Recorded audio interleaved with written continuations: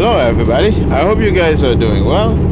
Back over here, I want to clarify something out there. Like people talk about the Bitcoin price, and I think there's some kind of a misunderstanding out there. There's something called price discovery, and this is something very important that Bitcoin does, because Bitcoin doesn't really have a price. But yes, we all agree, okay, what's the set price at a certain time. But what really Bitcoin has is a exchange rate, right? So what somebody else is willing to take, how much money somebody else is willing to take from you to give you the Bitcoin. Maybe somebody else want to give you a lawnmower for a Bitcoin, for some Bitcoin, right? Maybe somebody else want to give you a certain currency. But this is all about the exchange rate, right? And the exchange rate, as a price discovery, that's where the price discovery happened, right? Because if the person decide, hey, this is how much I think this thing is worth, and this is how much I think I can give for it, right? And then you agree with that, then that's the price at the time, at the certain market. And also the price of Bitcoin in a certain region of the world is different than others. Like in some places where Bitcoin is banned, like Nigeria or some other places, the Bitcoin is traded at a premium. So Bitcoin price can be at a double price, right, in Nigeria than somewhere like United States, just because it's treated like illegal in the market. So it has to be traded in the black market, right? So that's why there's a premium to it, because the seller has to take a risk to sell it to you. So that's called all that is price discovery. There's different price in different market for Bitcoin. And this is another thing too, because one thing I think people misunderstand. They think Bitcoin is, the price of Bitcoin is set in the margin. A lot of people say that, but they don't really explain what it is. When they say Bitcoin price is set in the margin, that means the amount of dollars you see on the ticket price can be changed drastically overnight, because it's all dependent on like how much money come to the market for that Bitcoin. If there is only 1 million Bitcoin on exchange, on one exchange, for example, so what's gonna happen is somebody come with $1 trillion, let's say a nation state or somebody come with $1 trillion, they're gonna say, okay, I need all that Bitcoin. Well, this exchange is gonna say, hey, I'm not gonna give you all that Bitcoin just like that. I have to beat up. You're gonna beat the price, right? So what's gonna happen is that exchange gonna ask more and more and more, right? So instead of like all this million coin, right? Instead of $1 trillion,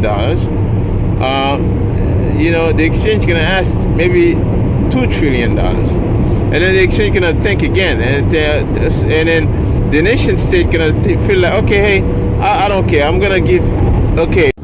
Yes, guys, the price is set in the margin.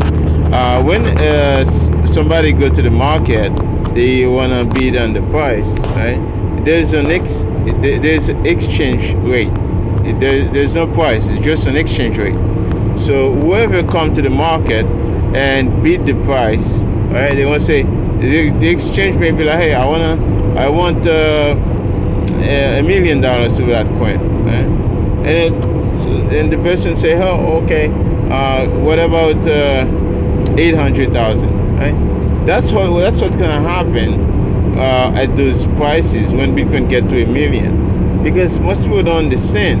They are thinking linearly. They think just because Bitcoin market cap get to $1 trillion, I think it's gonna take 5 years to get to another $1 trillion. No, the reason it's gonna go up so fast. I think it's gonna go like drastically, exponentially higher, because it's set on the margin. It's about how much scarce, how little Bitcoin exists now, and it's getting scarcer by the day. And the other thing was to put on the understand, it's like when you say the price is set in the margin, the reason why I want to clarify that is because it's not about, how much Bitcoin are out there, because whatever how much of Bitcoin out there, they're not for sale right away. Not, most people are not selling their Bitcoin right away. They don't care about how much it's worth. They want to hold it.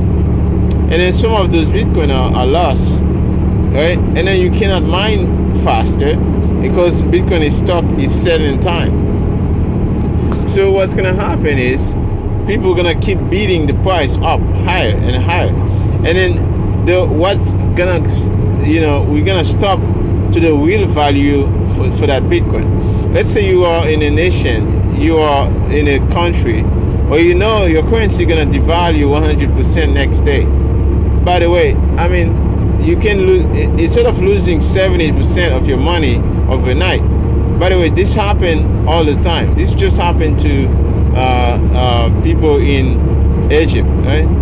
So what happened, instead of losing like 70% of your money overnight, it doesn't matter how much money they ask you for that Bitcoin, right? Even if they ask you double price, right? Even if they say, if Bitcoin was $1 million, right? And then they ask you 2 million, you wouldn't mind giving the 2 million for that Bitcoin, because you're gonna lose 75% of your money over next day, right? So instead you would get the Bitcoin, and you hold that Bitcoin, it's gonna go up it's gonna keep that value, preserve that value.